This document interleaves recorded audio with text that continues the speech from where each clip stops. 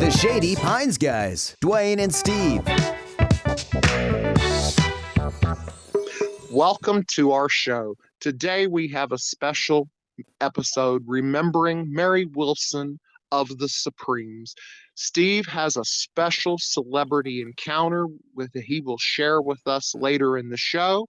And I have a music gem. Today's music gem will be Mary Wilson. Steve, how are you doing? I'm doing pretty good today. How about yourself? Oh, I can't complain. That's good. I can, but I guess it doesn't do any good, does it? No, it doesn't. Do you want me to tell you now about my celebrity encounter with Mary Wilson? Oh, I would love to hear. She was a Motown legend.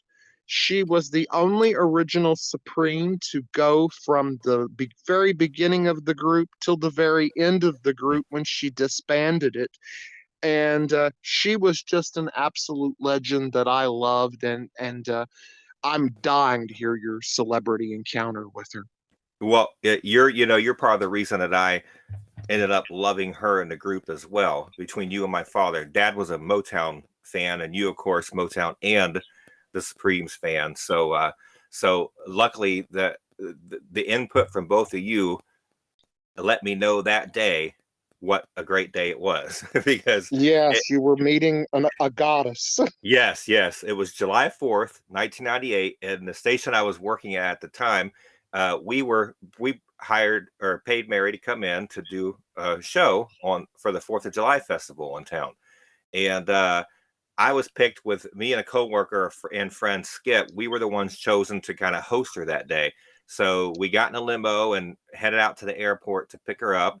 And he's the one that got to go inside there to meet her. And then he stood there with a sign that said Miss Wilson. But so when they came out, Mary was wearing a tight black pants, a white blouse that hung off her shoulders, and not anything overly fancy, but she still looked so classy. I was in awe when I saw her, and a little nervous. She was very gracious. She was super friendly. And when she hopped in a limo along with her two backup singers who rode along with her, and as we drove to the hotel, Skip and I were each kind of taking turns gushing over her, telling her how her music has influenced our lives. I also had told her about you, my best friend Dwayne. He was a huge fan of the Supremes, and that my dad loved Motown. And she was very welcoming with our stories, attentive and interested in what we were saying. And after gushing for a little bit, we kind of got over that, quieted down. It was kind of a long ride to the hotel. And she and the backup singers and the rest of us just started sort of chatting like you would in a car ride, just to pass the time. And she and her backup singers were talking about their flights, the restaurant they ate at that week, and normal things like that. Well, then Mary started talking about a party she had recently attended, hosted by Stevie Wonder. And she was talking about people she ran into there that she hadn't seen in a while. And then she mentioned that Stevie kept talking about this new young band of white boys called 98 Degrees and how he invited them to sing at this party. And she said that they sang some songs for him and they sounded so soulful. And she knew they had just released an album and had a single that did pretty decent. But she said they are definitely going to be big stars. And just a side note, later in the years in radio, I ended up befriending Jeff Timmons, who was the founder of 98 Degrees. He came, did several things for us, and he was just delighted beyond anything to hear about this, that, Mary Wilson was talking about him on one of her limo rides.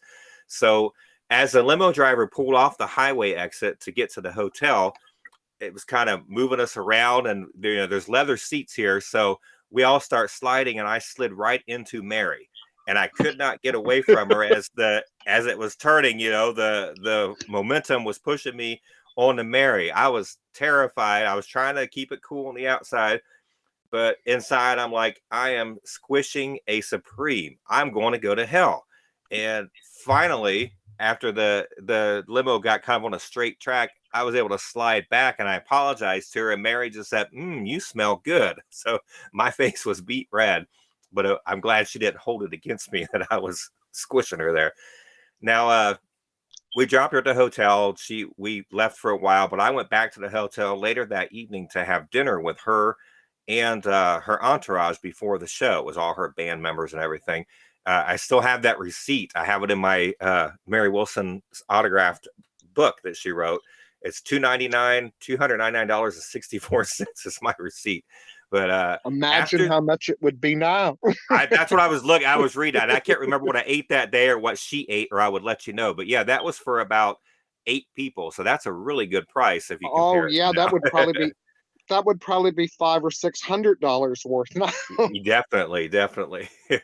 So after dinner, myself, Mary, and her backup singers hopped into the limo, and we headed to the park for their concert. There was a festival going on there, and after they kind of did some little testing with the sound checks, and before the girls got in costume, they wanted to go out and walk around. So I walked around with the backup singers, and they were grabbing up food from all over the festival, things like cotton candy, funnel cakes, sugar waffles, all that kind of stuff. And then we brought them all Yum. backstage. And when we got backstage, Mary was already there with the rest of the group, and she was already dressed up. She was in this gold sequin gown, just beyond beautiful. And I couldn't help but bow. Everybody gathered around the food that we brought back in, pulling pieces from various goodies. And there's Mary in her sequin gown grabbing some deep fried pickles. And she said she loved them. So now I like pickles, but deep fried pickles don't sound that good to me. I'm also I'm a picky eater too, though. But Mary looked at me and said, "Steve, you need to try one of these," and held it up to my mouth. Well, it made me nervous. Like, I don't like eating different things, but I was not going to turn down a Supreme. So I opened my mouth. She stuffed that deep fried pickle in there, and I chewed it up, smiled, and said, You know, And if you hadn't ate that, God would have got you, and if God didn't get you, I would have got you. Yes, definitely. I don't even remember how it tasted, good or bad. All I know is I was eating a deep fried pickle backstage that Mary Wilson shoved into my mouth. So it all was good. So a little bit later, they did their show. The audience was going nuts. We watched from backstage. It was myself, my late husband, Ken, my kids, and my friend Skip and his daughter, Kira. So we enjoyed the show just as much as everybody in the crowd did. It was thousands of people there to see her. And then there came a point in the show where she was going to sing Baby Love. So she's talking to the audience, but she looks off stage to us, and she announces that she wanted her friends' kids to join her on stage. So my kids, Stevie and Sierra, and Skip's daughter, Kira, all went up there shyly. They were young then. And danced with her as she sang Baby Love. And somewhere there's a video of this. I wish I knew who had it. But they were up dancing on the stage with Mary Wilson. It was a great time, and Skip and I enjoyed it a lot. We're talking about how our kids had no clue what a privilege it was that they were on stage dancing and singing with Miss Mary Wilson. And afterward, she gathered us all around so we could get pics of her in full costume. I'll post that on our Facebook page later. But it was a supreme 4th of July in 1998 for myself and thousands of others there for that concert with Miss Mary Wilson of the Supremes. Wow, I wish I'd have been there along with you. It sounds like you had a fabulous time just getting even to see the concert. I know I've seen Mary in concert before, and she gave a wonderful show. Mm-hmm. She put so much effort in it, and she appreciated her fans, because when we were like in front row, me and my friend who passed away several years ago, and he was as big a fan of her as I was. And when she saw we were holding up her solo CDs and stuff and had them too, man, she was performing right to us. And she invited the crowd, some people, to get up on the stage with her that evening. But I was a little too nervous, and I passed. But I kind of regret that I did. I should have got up there, but me being the clumsy ox I am, I'd have stepped on her toe and never forgave myself. She would have remembered you forever, though. For a bad day.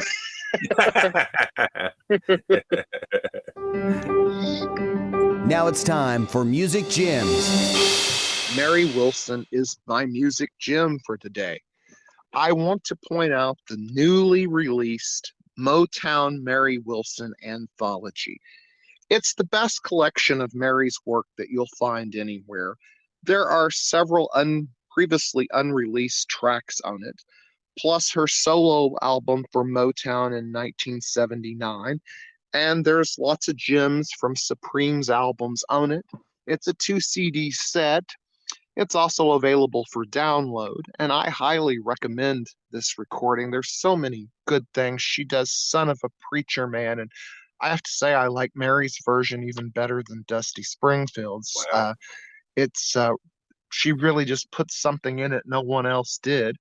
There's some alternate mixes of like Automatically Sunshine and Floyd Joy, which were duets with fellow Supreme Jean Terrell. And it's just a great package, and it's been a long time coming because Mary's fans had been waiting for years for her work to be represented properly on CD. And if you're a real Mary fan, I would also suggest picking up Supreme's A Go-Go album from 1966. Mary sings Come and Get These Memories on there, and she gives Martha Reeves a run for her money on it. Mary's is every bit as good. I would also recommend that you get the Supreme's The Final Years box set that featured the work of Mary Wilson, Sherry Payne, Cindy Birdsong, and Suzette Green. Mary started, once Sherry joined the group, Mary started singing lead more regular, and more tracks were Mary leads on each album. And I just treasure those albums because of the leads she did. And I would also, if you're a Mary fan, the Never Before Released Masters. It was an early CD released in around 87 or so. It is worth looking after because Mary sings the Ballad of Davy Crockett on there, and she also does Our Day Will Come. And I think Mary even betters Ruby and the Romantics version of it. I know I'm partial to Mary, but I like Mary's better. So I suggest maybe to start with the Motown Anthology and then seek out some other Supremes albums. I'd recommend the Floyd Joy album because Mary does a couple of co-leads with Jean, and she also does a solo number on that album that I really like as well. So that's my music gem for today, and back to you, Steve. All right, cool. That sounds good. We'll have to check those out for sure. We'll probably post, and people will notice if they check out our Facebook page, which is the Shady Pines guys, Steve and Dwayne. We post a lot of things that we discuss here on the show, whether it's pictures or music clips, videos, whatever. We like to put that stuff up there so that we can share and people know exactly what we're talking about when we're doing that. And while I'm at that, I just do want to mention that you can find our podcast on YouTube. If you look up Shady Pines guys, we're also available on Apple Podcasts, Google Podcasts, Spotify, and on elitu.com. So check us out in all those places and tell your friends and keep listening so we can keep going. Soap dish. In today's soap dish, I look at the As the World DVD collection of Kim and Bob's Wedding. What can I say about this beautiful collection of 10 episodes? It's just fabulous to have to sit and watch and see everybody so young and youthful and in their pride again, and so many old friends that, over the years during the show, to see them again and different versions of the character. Like I got to see the Hillary Bailey Smith Margot and the Greg Marks Tom, cool. And I liked both of those. Hillary was a favorite of mine, and I don't know, she was my favorite Margot, and I enjoyed seeing her again. And it was wonderful to see people like Lila and Sword, and I liked the Lindsay Frost version of Betsy. She was also in this episode. And there were so many favorites to see, and the DVD is centered around, of course, Kim and Bob's wedding, and guest stars come in for the wedding. Penny and Dawn return, and it's a reunion for them. And these episodes also feature the debut of Julianne Moore on As the World Turns, and this was really Julianne's first real work. If they properly promoted this, I bet a lot of Julianne's fans that might have not even been fans of As the World Turns would have bought it just to see her early performances. She was really good right from the start too. And then I got to see the late Mary Linda Rappelet as Maggie Crawford. It was wonderful to see her again. Although the storyline involving the mob and the casino, I was not crazy about that when it aired. And looking back on it now, I feel that may be one reason why Maggie and Frank were let go from the storyline. That storyline had not been a winner in my opinion. And I loved the party that they had before the wedding. And of course, Kim and Bob were the center of the attention. And I loved getting to see Kim wear some very youthful looking overalls with a flannel shirt that she wore the night of the party before the wedding. I thought she looked really young and youthful. And Eileen Fulton wore some beautiful outfits that were in these episodes. And it was kind of nice to get to see her sing that she knew she was losing Bob forever and would never have him back again, because him and Kim, she knew, were a solid thing. So she did a masterful job of playing the woman who's seeing the man she probably always loved move on with someone else. And I thought Eileen did a masterful job. And we also got to see Craig and Sierra at the beginning of their romance. And of course, Lucinda had been involved with him, and she was hurt that he was moving on with Sierra, although, she, I guess, was happy for her own daughter in a way. And in this episode, Lucy Deakins is also playing Lily. She was the original. And I didn't remember her being pretty as I thought she was, and as good an actress as I thought she was. After so many years of Martha, I had really forgotten what she was like, and I was pleasantly surprised with that. So I would definitely recommend, if you don't have the As the World Turns DVD set of Kim and Bob's wedding, I certainly recommend you buy it or check it out from the library, or borrow it from a friend, because it's certainly worth watching. I enjoyed it greatly. And also, we have on The Bold and the Beautiful, Sheila versus Katie over Bill. Is Katie going to get herself hurt or killed by Sheila?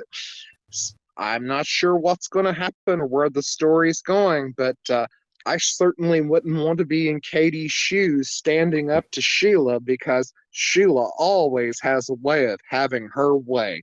And that's today's soap dish. And now back to you, Steve. Yeah, thanks a lot. The stories around Kim's wedding, that's interesting, because years ago I did see some of those with Kim and Bob's wedding, and it was neat to, like you said, to see all the either the actors young or the previous actors who played different roles, and the dynamics of everybody at that time. It was just a very neat thing to see. And I always going to remember Kim's wedding dress and her, whatever that thing was in her head. I know you say people kind of tease about it, but it's memorable and sticks in my head to this day. I can see exactly what she wore on her wedding day to Bob. Every time I put a photo of Kim and Bob's wedding in one of our groups, someone always comments about they disliked the headpiece that Kim wore. It looked kind of like a sequined shower cap, really. Yeah. I thought Catherine Hayes would have looked much lovelier with her own hair showing, because she had such pretty dark, thick black hair.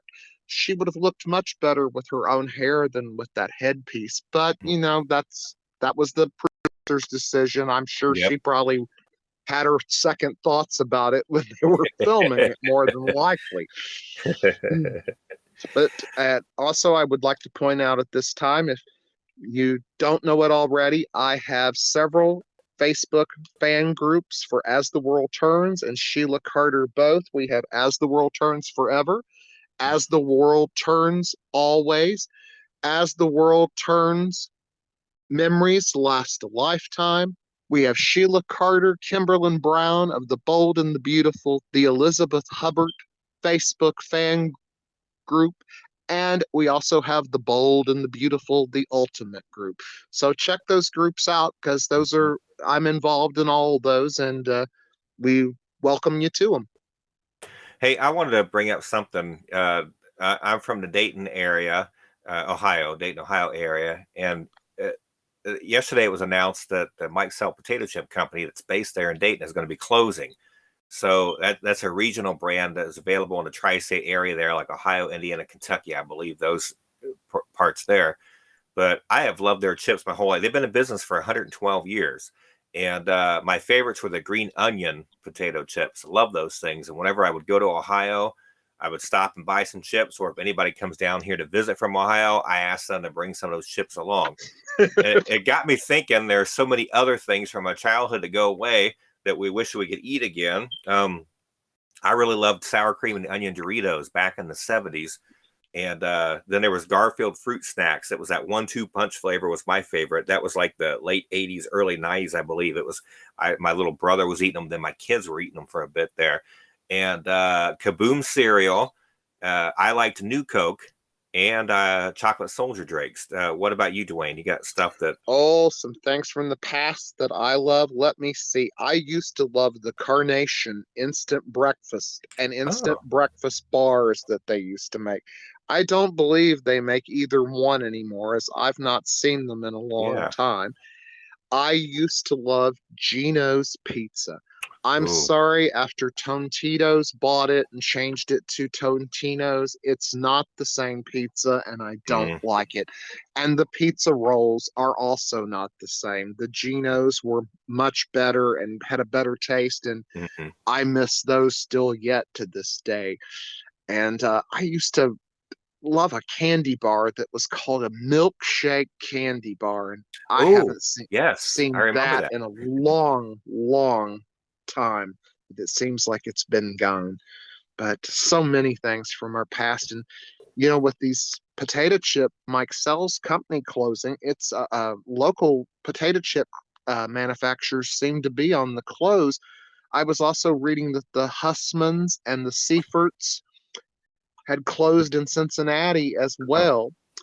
And so it's, I guess it's things of a local nature are finding it hard to compete these days with large conglomerate mega companies. Yeah, that's too bad. It's very unfortunate because a lot of times those are the best, the local thing. Oh, Mike Sell's was the best. I loved their no salt potato chip that they used to make. It was so good and crisp and had such a nice light. All you tasted was the potato. Those were so good. Yeah, that's what I was going to say. They really, you knew you were eating a real potato chip.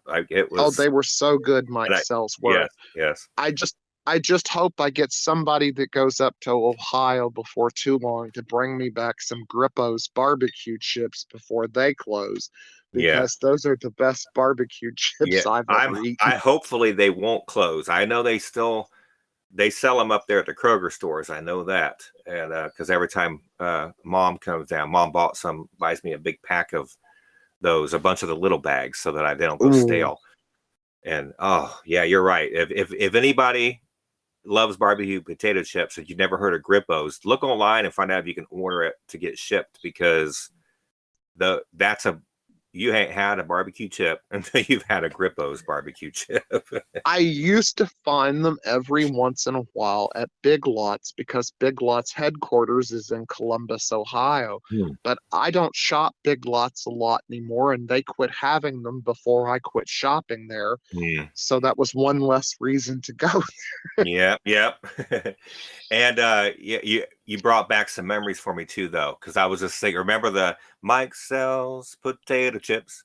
You taste one and you say, hey, they are delicious. Mike Sell's. They are. Yes.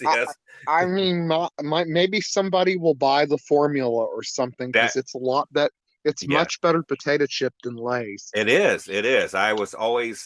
When I got older and understood how that was just a regional thing, I didn't understand how it was. How was this not everywhere? Because, we needed Oprah to get it, like she did the ice cream, the Grater's ice cream in Cincinnati. It's like, if we could have got Oprah to try a Mike Sells, they would have been national, and we'd be okay at this point. We could get them at our local stores. Well, I'll be honest with you. Something that I miss down here that we don't have from Cincinnati is Frisch's. That I used to love to go there and get fries and a grilled cheese sandwich, and I would order a special cup of their special tartar sauce that they used, and that was just out of this world. Yeah, another good food place. And my dad loved that place. Strawberry pie that he'd get there. He would eat yes, those were delicious. Well, now that we've got everybody hungry, Dwayne, I think maybe we'll wrap up this show and all righty. Remind everybody that you can find us on Shady Pine Guys on YouTube, and our podcast also on Apple Podcasts, Google Podcasts, Spotify, and Elite 2. And so we'll see you next time. This is Steve. This is Dwayne, inviting you to join us again for the Shady Pines Guys, Steve and Dwayne. Now stay tuned for Capital on most of these stations. The Shady Pines Guys with Dwayne and Steve. Copyright 2022. All rights reserved. Any unauthorized redistribution or reproduction of part or all of the contents in any form is strictly prohibited and will result in immediate legal action. We hope you'll join us again for the Shady Pines Guys.